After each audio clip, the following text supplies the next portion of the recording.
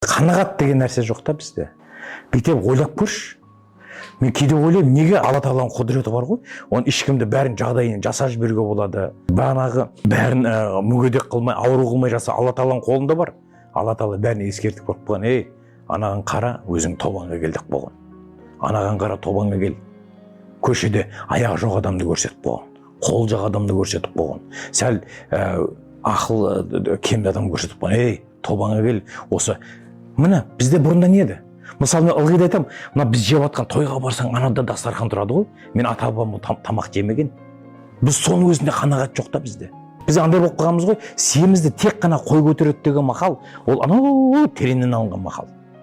Бізге бағана жарайды анда біз өкіметті кінәлаймыз, өкімет бізге бәрін бірден бұдай деп жағдай жасап жіберсін бар ғой. Жасап жіберсінші, ешқайсыларын бүйтіп жүрмейсіңдер, кісі боласыңдар. Өкімет бізге қарыз болып қалады да анда, иә, анау болмайды. Содан кейін бізде бәр нәрсе бар, уже өмір сүруге желание жоқ. Содан кейін издевательство басталады. Нәпсілің оянып, бағана ойыңа келген нәрсені істейсің.